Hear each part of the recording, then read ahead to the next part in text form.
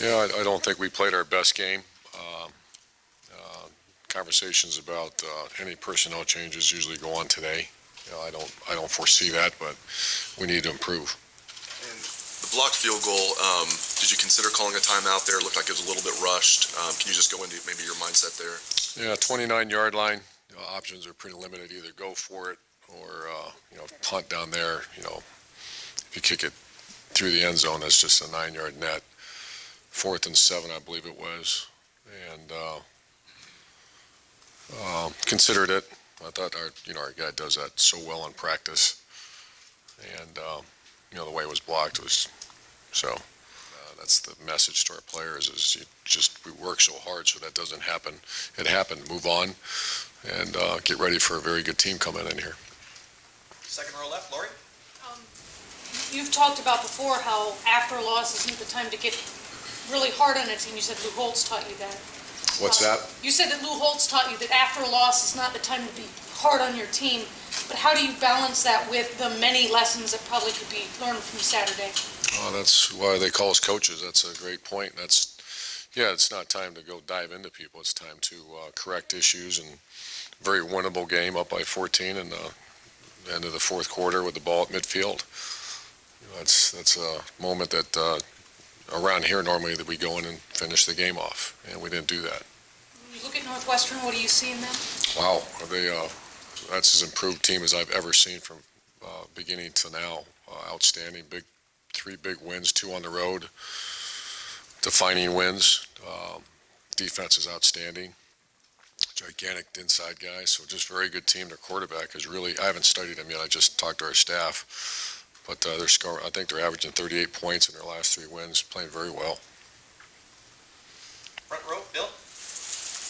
The offensive line struggled, as you alluded to. The receivers, again, had trouble getting separation. When you look at where this offense is right now, especially compared to where it was against Oklahoma, how much has it regressed, and what can you put your finger on about what the problem really is? Well, it's hard to put it on one thing. There's a multitude of things. When you have a very young, I guess we're not very young anymore, but we did not play very well in a couple areas on the offense. And what do? You just identify it, work on it, make personnel changes if you have to, and move on to the next game. So yeah, it has regressed a little bit. Certainly where there are plays to be made, and we hook up on a couple of those plays, we win the game, and we're fine. How surprised are you that the offense hasn't continued to improve? I don't like the word surprised. It's just part of we've all done this long enough, or I've done this long enough, that sometimes development of a certain position group or game planning needs to continue to take more time. Third row right, Tony. Urban, JT said earlier in the season that the hurry up helped, it kept the coaches from trying to come up with the perfect play. And I'm wondering if Saturday night, if you got the results you wanted from the quote unquote check with me plays. Oh, check with me plays. They line up and then look over to the sideline. I don't know that off the top of my head. I think we like to be.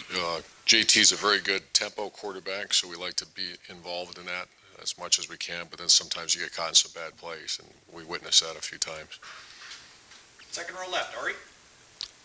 Urban, did you feel in the game on Saturday that you guys had your best receivers on the field at the biggest times? And how do you guys go about deciding who is on the field when it comes to the rotation of your receivers?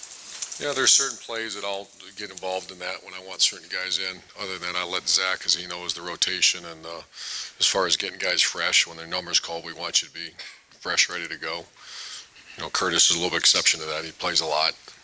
But what we expect out of our guys is hard to play 60, 70 plays every snap. So we have a rotation going. And I'm trying to think. There's not a big differentiation in our group right now. And you kind of wish one would separate. And I don't see that happening quite. Noah's a pretty reliable guy and had some nice plays. The other ones need to elevate. After the game, asked about some of the things that you might have found more concerning about the passing game. After looking at the film, what do you find might have been your guys' biggest issue? It seemed like JT was hesitating at times. No, it starts like pass defense always starts with pass rush. Pass offense always starts with protection. And we did not, that was not our best game in protection and giving him time to go through his reads. I'm so into watching Northwestern now. I've kind of trying to put that one to bed. So to answer your question, start with protection and some other things we got to work on. Way far left, Matt. How do you assess defensively? Because obviously, for the most part, the defense was very solid, but they get the drive at the end of the half and a very quick one at the start of the fourth quarter. How do you balance what you saw good with? Yeah, 55 total plays. The quarterback was 9 of 25, I think, or something, and the tailback only had 90-some yards. So I think overall we played well, but certainly there were some ones that just gored. You know, we got the ball beginning of the fourth quarter. We downed them on the 10-yard line, and we're making adjustments. I look up there on the 2-yard line going in, and so a bunch of players are hurting, a bunch of coaches are hurting, and we're not, this is the most time I spent on this today because this one's put to bed. You got to move forward, and good group of coaches and players working on making sure we play a little better. But defensively, I mean, you hold that team to, you know, what they did, and, 10 points on special teams, 2 block kicks, and an offense that had a chance to put it away twice on the 40-yard line, midfield into the third, beginning of fourth. Should have happened. In terms of moving forward, because you talked a lot about how much you like the leadership, and you mentioned it earlier, how confident are you that you're going to be able to flush this and move to the A little easier to flush it when I walk out of this room. Make sure our players don't have to do this, okay? Front row right, Tim. Yeah, Urban, 2 quickies. Number one, do you look at some young receivers now? I mean, because it seems like the problem the last several weeks has been guys getting separation, guys for JT to get the ball off early, things like that. I mean, what's sort of like the process in that regard? Keep trying to improve them because a lot of those are first-time players, so they're still, and there's been times that have been exceptional. We just didn't hit them, or we got sacked or something like that. So the young ones are Ben Victor and Austin Mack. They're really coming. Knowledge of the offense, and they're just not those situations to be able to put them in there yet. And do you throw the kitchen sink at, like, for example, I mean, I'm not pointing fingers, but sort of, I guess I am, at your tackles, your young tackles? Isaiah seemed to have a real struggle the other night. It seemed like they were really pointing things at him on occasion. What do you do to sort of bring that along, that development? You coach them and you challenge them, and you also maybe, if there's ways to help them throughout the course of the game in that kind of situation where the noise and, it all kind of caved in on them a little bit, or you make a personnel change, and there's not someone right now to replace him. And he will be a fine player. He just needs to continue to grow because he's played at times exceptional. Unless they, special team, 2 kicks blocked, how long's it been since you've even experienced that? And what do you fix there? I mean, what do you reinforce? I mean, it looked like, for example, Cam took an extra beat before that punt was blocked. The field goal block, it looked like one of your players was pulled out of the way so they could open a hole. I mean, I guess what do you emphasize this week in that regard? We haven't. We did not even cover that. I'm going to cover that tomorrow. We have special teams meetings before practice. You're right. I'm trying to recall when that's ever happened.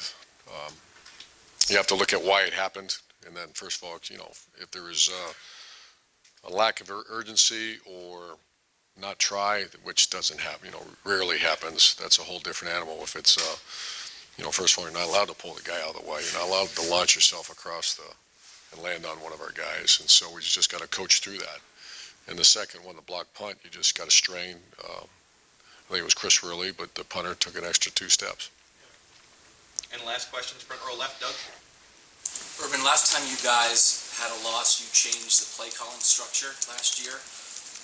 How do you feel about the play calling and the play calling structure at this point? I feel okay. I'm not going to change it. We just got to get a little better, and I feel okay with it.